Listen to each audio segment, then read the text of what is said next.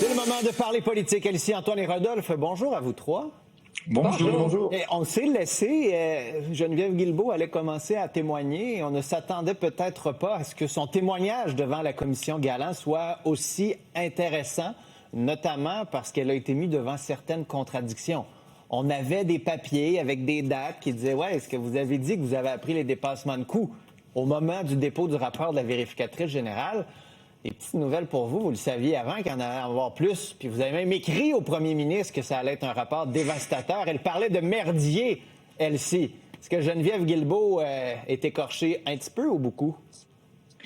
Elle est écorchée certainement parce qu'à titre de ministre des Transports, tu peux pas faire fi. En même temps, quand on écoute le bout à bout tout ça, elle arrive en fonction et elle demande les autorisations là, à la gang d'Éric Kerr et aussi au secrétaire général parce qu'elle connaît pas trop l'informatique. C'est la plus grande transformation numérique.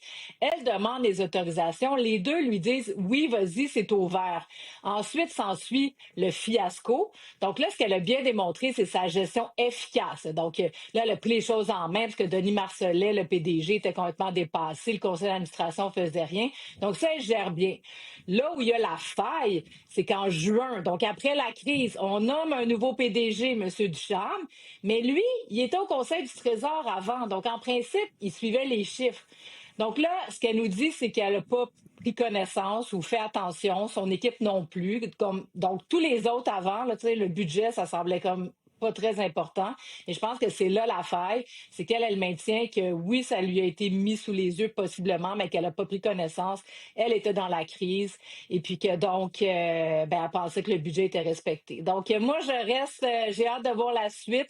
Je pense que vraiment, l'équipe de Bonnardel, il y a une démonstration claire qu'ils n'ont pas fait une transition correcte parce que eux auraient dû aviser Mme Guilbeault. Et là, il y a Éric Kerr cette semaine. Mais lui, il était au cœur de tout ça. Là. Qu'est-ce qu'il a fait pour lever les drapeaux rouges? Donc, oui, elle est écorchée, mais moi, je garde quand même, je me dis elle a comme ramassé le tout, mais son erreur, c'est qu'elle n'a pas suivi le budget. Est-ce que c'est normal pour une vice-première ministre ou une ministre des Transports? Ben, je pense pas. Ouais, on a vu quelques instants de Donald Trump qui reçoit le président sud-coréen Lee Jae-myung.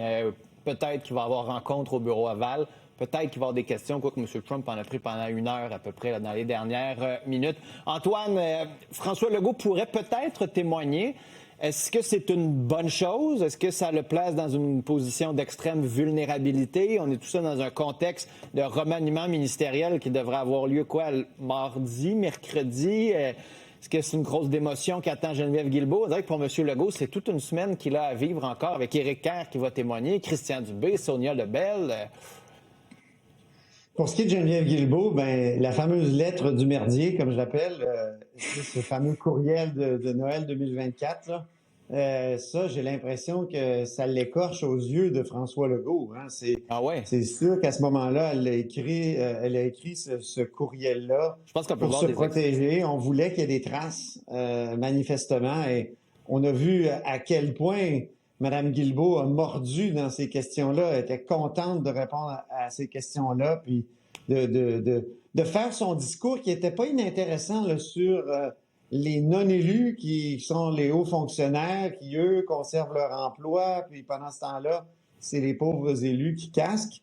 Ça, j'ai compris, là, ça. Surtout que c'est elle là, qui, même si on était devant une société d'État qui réclame à certains moments son autonomie, son indépendance, là, il y avait une crise, puis elle était en Europe au moment de la crise, 1 an auparavant, puis elle décide de rentrer puis de prendre le taureau par les cornes. Donc, je pense que elle a bien démontré qu'elle pouvait gérer des crises, elle pouvait donner des coups de pied dans des poubelles, là, mais qu'elle a été un peu indolente, pour reprendre un mot qu'elle aime bien, quant au budget qui lui a été présenté. Puis quand le commissaire Galland dit « Vous ne pouvez pas dire que la SAC ne vous a pas avisé. » Forcément, moi, j'ai un document devant moi.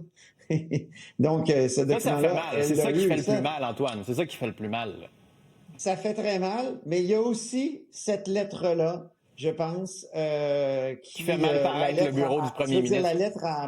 La lettre à François Legault, là, où elle lui parle vraiment crûment.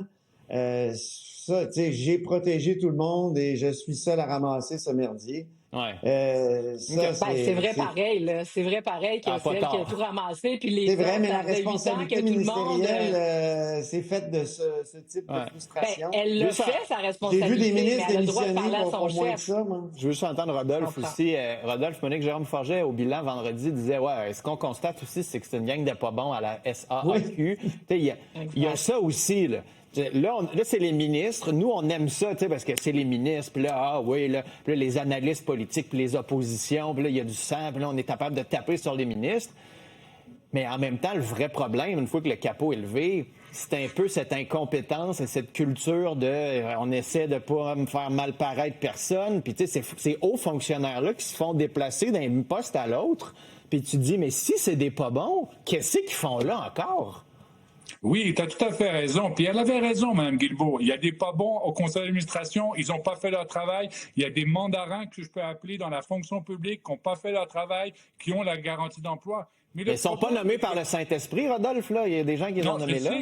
Mais le problème de Geneviève Guilbeault, c'est qu'elle a dit, il y a un gros mensonge de dire « j'ai appris tout ça avec le rapport de la vérificatrice générale ». Ce n'est pas vrai. Dans son propre courriel au premier ministre, elle dit « c'est le merdier, attention, le rapport du vérificateur général arrive ». Donc, elle ne peut pas dire devant le commissaire Galland, j'ai appris ça que lors du rapport. Ce n'est pas vrai. Le problème, c'est ça. Donc, c'est ce gros mensonge-là. C'est un témoin qui vient, c'est une question de crédibilité. Est-ce qu'elle a tout fait pour essayer de gérer la crise? Oui. Est-ce qu'elle a été hands-on au-delà de ce qui est demandé par une ministre? Tout à fait. Il y a eu des problèmes avec l'administration, de la direction et tout ça. Mais pourquoi est-ce qu'elle a dit qu'elle a appris seulement ça lors du rapport? Ce n'est simplement pas vrai. Elsie, un petit 10. Moi, le petit bémol, c'est sur la lettre du premier ministre. Quand elle dit « j'ai géré tout ce merdier seul », on ne peut pas dire à 100% qu'elle parle du fiasco financier, parce que le fiasco